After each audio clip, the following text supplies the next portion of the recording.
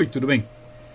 Normalmente eu faço vídeos mais devocionais, mais doutrinais, um pouco mais leves, vamos dizer assim. Mas hoje, devido a uma notícia que apareceu e que está bombando, e que tem muita gente comentando, eu me senti meio que na obrigação de tratar desse tema. Qual é a questão? Hoje foi noticiado que faleceu Paul, ou Davi Yong-Cho, que era o líder, ou pastor, da igreja com o maior número de membros do mundo, que fica lá na Coreia.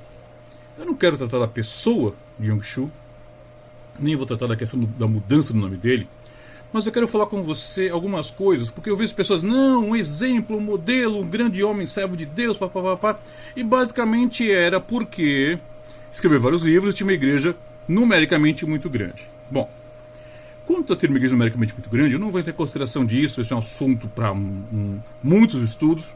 Isso em si não prova nada, nem que é boa nem que é ruim, não prova. O que eu vou falar é sobre o ensino que ele compartilhou e o que o tornou famoso.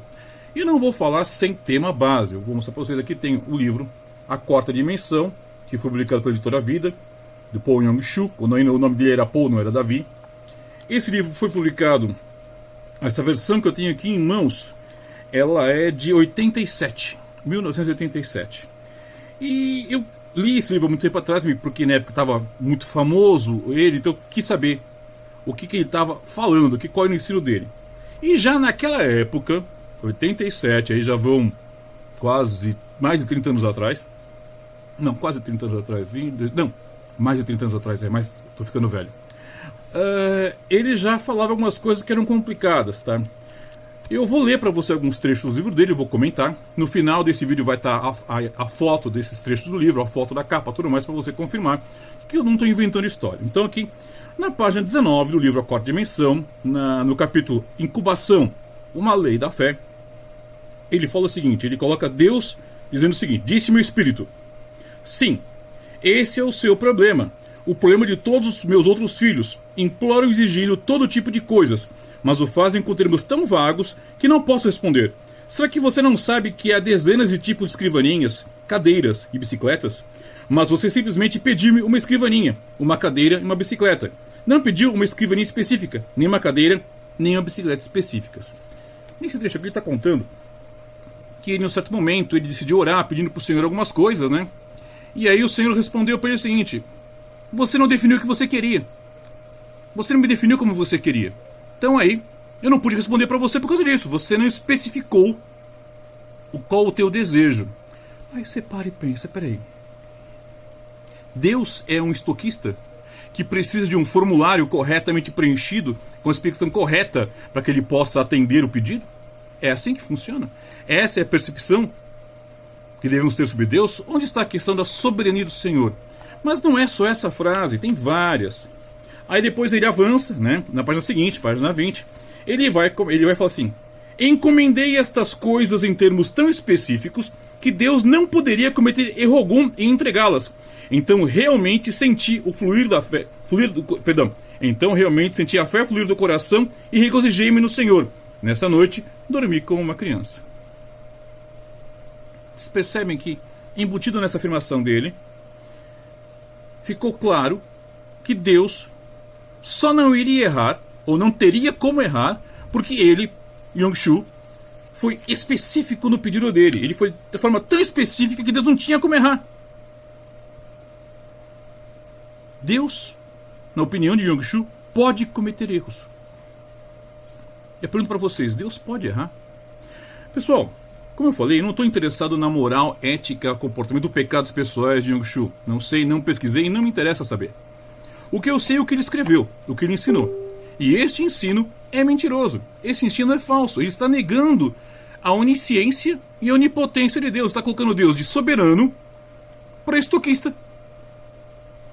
Como que alguém pode dizer que esse ensino é maravilhoso, que ele é um homem de Deus? Isso não é de um homem de Deus, é de um homem blasfemo. Ah, o senhor está julgando. Não, eu estou julgando. Quando ele nega a soberania de Deus, quando ele afirma que Deus pode errar, quando ele nega a onisciência de Deus, ele está blasfemando contra Deus. É um herege. Não é para ser seguido, é para ser exortado. É para ser orientado, para ser corrigido. Ou, se não aceitar, ele deve ser, então, retirado do meio dos crentes. Continuando ainda nesse mesmo capítulo, página 21. Nessa manhã, lendo a Bíblia à procura de uma passagem especial para pregar, repentinamente meus olhos caíram em Romanos 4,17. Deus que vivifica os mortos e chama à existência as coisas que não existem. Meu coração apegou-se a esta passagem e ela começou a queimar minhas entranhas. Disse a mim mesmo, acho que eu podia simplesmente chamar à existência aquelas coisas que não existem, como se existissem, como se já as possuísse. Eu tinha recebido a resposta ao problema de como conservar a minha fé.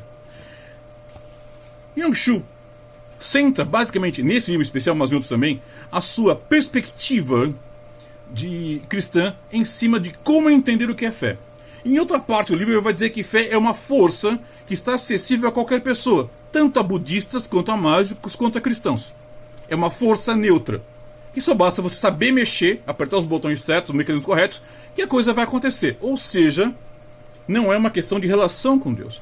Ele cita aqui no livro o texto de Romanos 4,17. Eu vou ler aqui na versão Almeida Corrigida Fiel. Espera só um pouquinho de carregar aqui para vocês. Um minutinho. É aqui, apesar de ser um vídeo, está meio que sendo ao vivo, tá? Pela urgência da questão. Muito bem. Como está escrito: por Pai de muitas nações te constituí, perante do qual creu, a saber, Deus o qual vivifica os mortos e chama as coisas que não são como se já fossem. Então, o contexto qual que é? Ele está falando, Deus está falando com Abraão, Paulo cita isso, é uma conversa com Abraão, no qual Abraão está sendo chamado para ser o pai de nações. Não tem nada a ver com o que está falando Yang-Shu. Não tem nada a ver com, eu vou fazer as coisas existirem. É Deus que faz as coisas existirem, não são as pessoas. Na criação de tudo que é do universo, Deus trouxe à existência as coisas que não existiam. Ele não precisou de algo pré-existente, é disso que está sendo falado. Então, coisas que, se Deus pode criar todo o universo a partir de nada, ele pode alterar situações pelo poder dele. É disso que fala o texto. Não fala que você, eu, Yang-Shu ou qualquer outra pessoa, ou Abraão ou Paulo, tinham poder para fazer isso. Ensinar isso é heresia. É achar que nós temos o mesmo poder que o Senhor tem. Isso nos reporta a velha cantilena, a velha enganação de Satanás desde o Éden. Sereis como Deus. Sereis como Deus. O objetivo de ser igual a Deus. Então, Yang-Shu, não estou dizendo que ele era abertamente satanista, mas o ensino dele não é bíblico, não é ortodoxo, não é cristão. E não deve ser aceito no meio das igrejas cristãs. É uma heresia. E esse é o livro mais vendido dele, esse é o livro mais famoso dele. Se você continuar lendo o livro dele, você vai encontrar uma série de outras afirmações complicadas. Página 24. Até então tinha orado em termos vagos, mas decidi em diante jamais orei em termos vagos. Se Deus respondesse às orações vagas, você jamais reconheceria o seu pedido como sendo resposta de Deus. Você deve pedir definido especificamente. De novo, ele insiste no ensino, na tese, de que a especificidade da sua declaração é o que vai definir se você vai ser atendido ou não. Errado. Deus não vai fazer. Não é errado você pedir de modo específico. Não é pecado você dizer, gostaria que fosse assim, assim, assim, assado. Mas é errado achar que você possa entender ou aceitar que Deus vai ter que fazer desse jeito. Isso é errado. Na página 27, a gente vai ler o seguinte. Parece história, mas realmente é assim que funciona. Desejo lembrar-lhe uma coisa. Deus está dentro de você. Deus nunca opera nada que se refira à sua vida, independentemente de você. Deus só operará mediante o seu pensar, sua fé, de modo que sempre que desejar receber a resposta do Senhor, apresente objetivos claros. Você pode achar que está certo, mas está errado. Por que está errado? Você lembra de Lázaro? Lembra da filha do centurião? Lembra de Eliseu? Lembra de tantos que ressuscitaram? Estavam mortos. Não tinham como poder fazer, pedir, especificar. Deus não depende da minha aprovação para agir. Se ele entender que deve agir, ele vai agir. Então aí, de novo, Yang-Shu nega a soberania de Deus. Ele nega que Deus tenha poder sobre a natureza. Ele esquece de Salmo 24:1, que fala: do Senhor a terra, a sua plenitude e todos que nela habitam. Ele continua achando e defendendo que, eu posso intervir. Olha o que ele coloca na boca de Deus. Página 33. Se desejas trabalhar comigo, terás de fazer as coisas como as faço. Eu chamo à existência coisas que antes não existiam. E se tu não falas claramente como se já estivesses o que ainda não é, não serás da minha categoria. Peraí. Deus nunca disse isso. Isso aqui não está na Bíblia. Isso aqui é invenção de Yang-Shu. Se ele ouviu alguém falar, não foi Deus, com certeza. Mas ele coloca alguns pontos perigosos nessa afirmação dele. Primeiro é que ele coloca que se fizermos isso, seremos da categoria de Deus. Onde isso? Nós somos criação, criaturas. Ele é o Criador. Nunca, jamais teremos condições de estar aos pés, num nível de comparação com o Senhor. Ele é o Senhor do universo. Nós, mero pó. As pessoas que não querem se ver assim, sinto muito mais isso que eu e você somos. Tão somente pó. Além disso, ele vai colocar o quê? De novo, poder na mão, ou nas palavras de uma pessoa. Heresia. O único que tem poder nas suas palavras é o próprio Deus. Fora ele, mais ninguém. Então você vai vendo aí esses ensinos tortos, ensinos errados, tá? Que o Yang-Shu vai colocando. Ele vai colocar sobre questão de dar ordens, de decretar, de agir de modo firme, né? Ele coloca aqui, ó, página 37. Com o dom da intrepidez, simplesmente saiamos pela fé. Então o Espírito Santo nos segue. O Espírito Santo vai seguir o crente? Onde? Somos nós que devemos seguir o Espírito Santo, mas ele coloca inverso. Por quê? Ele quer colocar importância no ser humano. Aí você fala, pastor, mas foi só o começo do livro dele. Não, todo o livro dele está recheado de heresias. Então você tem que entender uma série de invenções. Ele muda textos bíblicos, ele coloca afirmações na boca de Deus, ele vem e fala os exemplos que supostamente aconteceram no ministério dele, ou ao perto da vida dele, e os coloca como sendo verídicos, verdadeiros. Tá? Olha o que ele coloca aqui, ó. Página 59, o capítulo chama-se A Quarta Dimensão. É o mesmo título do livro.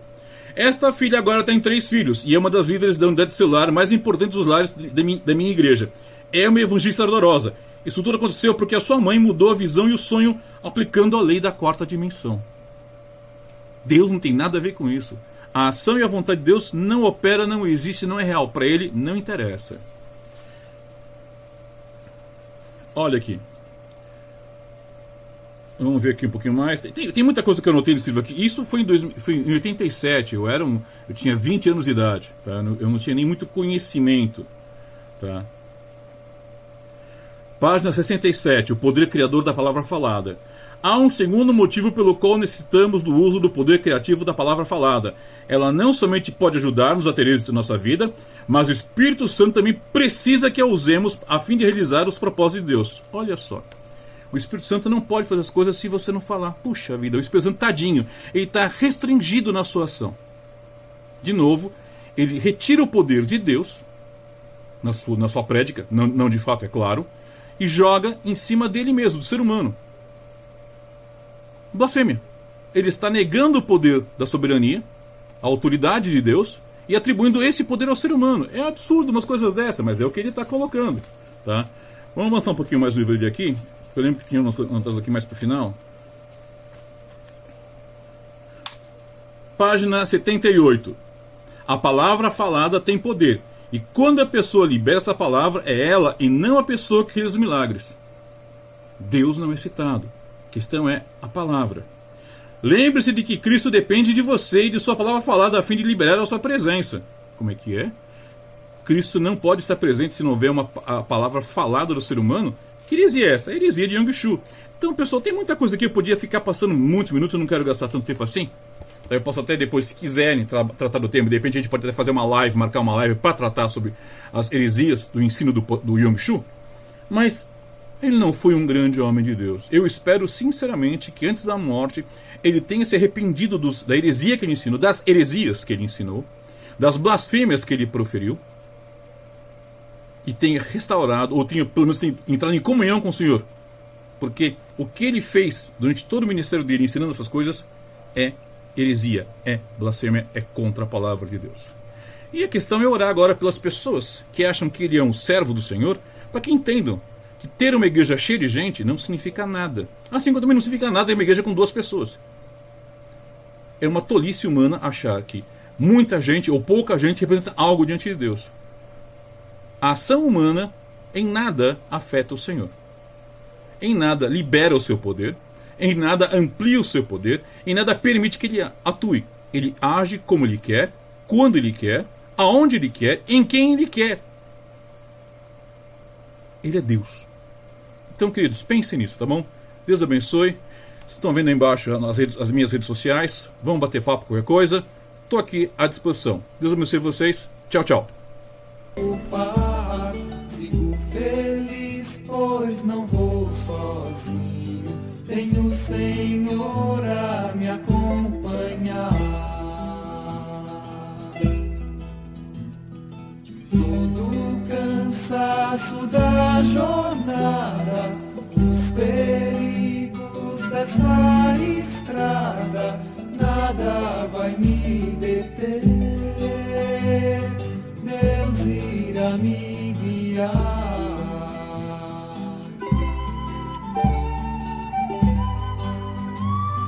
Deus irá me guiar.